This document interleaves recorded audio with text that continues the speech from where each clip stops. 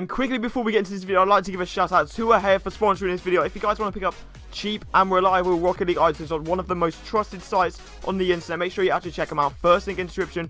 You can buy and sell your Rocket League items and use code ZenicOfficial at checkout for 3% off your orders. Do you guys want to be in with the chance of winning these White Wonderments on my card right now, or £20 worth of V-Bucks to spend on whatever you want on Fortnite? Well, all you've got to do is drop a like on the video, subscribe to the channel, turn on them post notifications, and comment your details down below. The winner will be announced at 15,000 subscribers. And once again, guys, you can see it right here, using this method gets you so much profit.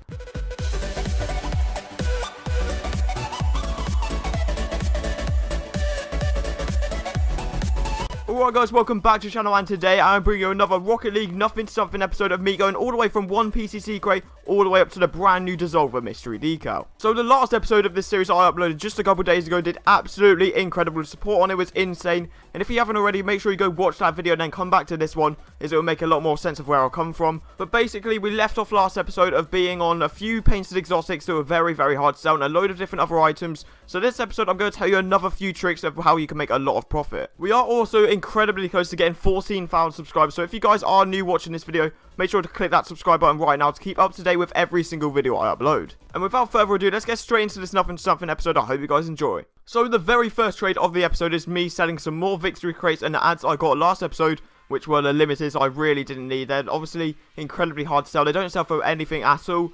So I thought, why not get myself some more crates and obviously a Jaeger. I'll be able to maybe get a PCC out of that. I'm thinking about that logically. 2 victories doesn't even go into 1 PCC anymore because the hype has completely died for the victory crate. So another decent trade right there. I'll get a few other crates as well that I might be able to flip into some other crates or some more imports. So a very good trade for me. Then I do find a buyer that wants to buy one of my non-crate very rares, and I was completely fine with doing that because for every single one I pay no more than 1 PCC, because I know in my head I can at least get 2 PCCs out of it or more, like I've got right here. I get myself some Crimson Sterns and I get myself 2 imports and a couple of other ads, which is absolutely incredible. Considering even if it was 2 PCCs, that would still be a very good offer, because the Sterns you'll see later on I get an incredible trade for. So a very good trade for me there. Then in this next trade I can pretty much show how I get all of that profit. I managed to find myself a buyer that wants a PCC for every single non-crate very rare that he has, and I'm not complaining. You just saw what I sold one of them for. So if I get 2, obviously the offers are going to be absolutely incredible. So I really didn't mind doing this. Obviously PCCs are very good. But thinking about the profit I can get off this, I don't really mind doing, because the non-crate very rares are probably the best way you can profit, and that's the best tip I've got for you guys. Get these non-crate very rares and you can make a lot of profit off of them. The next trade, I find myself a buyer that wants to buy my Animus GP, which I really didn't mind doing. Animus GP, the hype's died a lot on it. It used to be worth a lot when it first came out, but obviously it's just a regular import now. It's not even from a good crate, it's from the Overdrive crate. So we can't even use it for trade-ups or anything like that. So I really didn't mind taking this offer. It was some roulette and a load of other ads, and I didn't really mind doing that because the roulette itself are probably worth around the same. Obviously all the others are just ads, which I can obviously profit off of. So a decent trade for me right there, as I make a little bit of profit. I then find myself a buyer that wants to buy my Catties that I put up on the Looking For group. And that is another thing I can suggest. Everyone that is on Xbox trading, if you put stuff up on the Looking For group, you are bound to find a lot of offers, because that is pretty much the main place for every single person to trade on Rocket League. So if you keep on putting your stuff up on there, eventually you've got to find someone that wants to buy your items. So that is what I kept on doing. I kept on posting these Catties. I had the Lime and I had the Forest Green Catties, and this guy said he'll do all these crates. Obviously victories are dying a little bit, but I'll still take that because that's a lot of crates I've just got for those Catties. And then after a very long time, I find someone that wants to buy my Forest Green Balacaras, which I cannot explain how hard these are to sell. I didn't think it would be that hard, considering I paid a max of 2 PCCs, but the amount of struggle I got with these Balacaras, I did not mind getting rid of them. And I got rid of them for 1 crate, which now you guys would be debating, but it was a few days ago.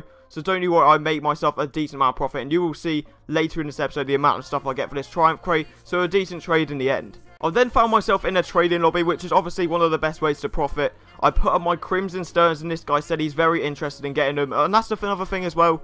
Sterns are actually quite popular. They're one of the best uncommon wheels, and obviously the uncommon wheels have just shot up in price. The Black Dices or Dici, I don't know how people pronounce them, is worth a 20xx now, and they used to be worth a lot less than that. So that's just an example of how these wheels are profitable. And look what I just got. Considering it was an ad as well for my Animus, that is absolutely incredible. So I'll take that trade very much. And just a couple trades after selling those Balacaras, I thought to myself, why not do the exact same thing for these pink Akaris? They are just as hard to sell. They're obviously a really bad colour as well. Pink is probably maybe the 3rd or 4th cheapest colour in the game, so I did not mind selling it.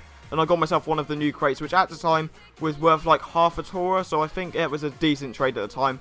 So I'll probably just flip that for either some imports or some other crates, so I really didn't mind doing that, as these were incredibly hard to sell, just as hard to sell as the Balakaras were. And guys, here is the example of the profit I can make off of this new crate, because at that time, it was still worth a decent amount. So I found myself a buyer that actually wanted the new crate, and he had a load of stuff. He had 3 imports in the end.